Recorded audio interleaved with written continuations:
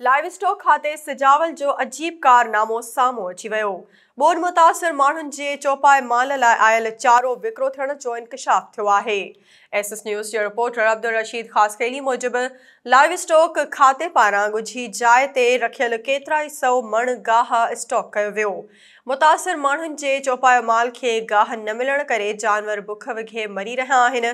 ज़रियनि जो चवणु आहे त ॻुझी जाइ ते रखियल गाह राति विच में विकिरो कयो वेंदो आहे। मालबंदनि ज़िले इंतिज़ामिया खां कार्रवाई करण जो मुतालबो कयो आहे।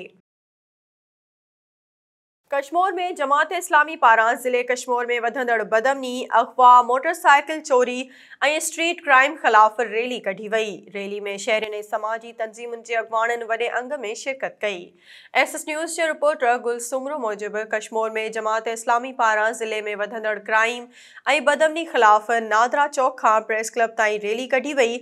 उन मौक़े ते हाफ़िज़ नसरुल्ला चन्ना, ग़ुलाम मुस्तफ़ा मीरानी, अफ़ज़ल अता कलवड़, हाजी अब्दुल फ़ताह खोसो ऐं ॿियनि ख़िताब कंदे चयो त पुलिस अमन अमान बरक़रार रखण में मुकमल तौर ते नाकाम थी चुकी आहे। चोरियूं, फुरूं ऐं अफ़वाह जा वाक़िया रोज़ जो मामूल बणिजी विया आहिनि। धाड़ियलनि 4 महीननि में 18 ॼणनि खे अगवा कयो। शहरी पंहिंजे घरनि में बि पाण खे गैर महफ़ूज़ महसूस सम्झनि था। नोटिस वठी अमन बहाल करायो वञे। खैरपुर भरिसां ॻोठ रफ़ीक महेसर में मशहूर सूफ़ी बुज़ुर्ग फ़क़ीर हादी गमकसार रहमतुल्लाह जे 66हें सालियाने उर्स मुबारक जे ॿिए ॾींहं ते बि तक़रीबूं जारी रहियूं।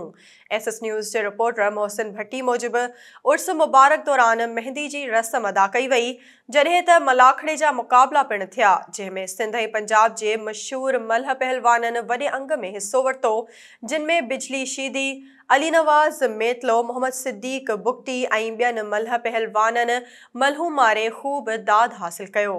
उन मौक़े ते औक़ाफ़ खाते सिंध जे सेक्रेटरी मुनव्वर अली महेसर, नाले वारे कानूनदान एडवोकेट शफ़क़त अली महेसर, बशीर अहमद महेसर, जस्कम जे मरकज़ी अॻवान अमजद ख़ान महेसर ऐं ॿियनि मल्ह पहलवाननि खे इनाम ॾिना। होॾां उर्स जी ॿी राति राग जी महफ़िल पिणु थी, जंहिंमें सिंध जे मशहूर फ़नकारनि रेशमा परवीन, फरज़ाना बहार, नग़मा नाज़, शाहीना बख्तावर, रांझन भट्टी, रियाज़ मेतलो, मज़ाहिया फ़नकार बिशारत समो ऐं ॿियनि फ़नकारनि कलाम ॻाए भरपूर दाद हासिल कयो। हालात हालके जे ॻोठ सुल्तान सहतो खां ॻोठ अजन शाह ताईं 17 ॻोठनि खे मिलाईंदड़ रोड गुज़िरियल 30 सालनि खां मरम्मत न थियण ख़िलाफ़ सवे ॻोठाणनि पारां एहतजाजी मुज़ाहिरो कयो वियो।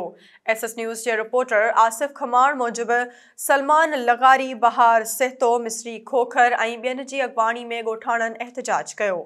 उन मौक़े ते मीडिया सां ॻाल्हाईंदे हुननि चयो त यूनियन काउंसिल अजन शाह ऐं यूनियन काउंसिल करम ख़ान निज़ामाणी खे पाण में ॻंढींदड़ 15 किलोमीटर जो रस्तो गुज़िरियल 30 सालनि में हिकु भेरो बि नए सिर तामीर न कयो वियो आहे, पर काग़ज़ी कार्रवाई में रोड खे केतिरा दफ़ा तयारु ॼाणायो वियो आहे।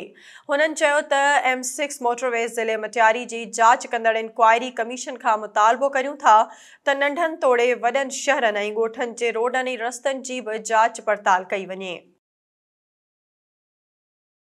बांधी में सक़ाफ़ती ईद जूं रौनकूं अञा जारी आहिनि। ॻोठ शाहनवाज़ मरी में मच कचहरी जो शानदार प्रोग्राम मुनक़िद कयो वियो। एसएस न्यूज़ जे रिपोर्टर हनीफ़ जमाली मूजिबि मच कचहरी कुर्बान अली मरी, सहाफ़ी रमज़ान मरी ऐं ग़ुलाम कमर मरी ऐं कुर्बान अली मरी पारां मुनक़िद कई वई। नामियारनि सुघड़नि अली मोहम्मद जमाली, ढोलियो मरी, साबिर हुसैन मरी, अब्दुल वहीद मरी, मोहम्मद अमीन मरी, शहबाज़ अली ऐं ॿियनि ॾोर बेत ऐं गुझारतूं ॿुधाए सक़ाफ़ती प्रोग्राम खे 4 चंड लॻाए छॾिया। हिंगोर जा वेझो यूसी रसूलाबाद जे ॻोठ मोहम्मद सुखियल ॾाहिरी में तहरीक लब्बैक पाकिस्तान ज़िले खैरपुर जे अॻवान मोहम्मद फ़हीम सरकी ऐं कारी एहसान अहमद क़ादरी जी सदारत हेठि गॾिजाणी कोठाई वई।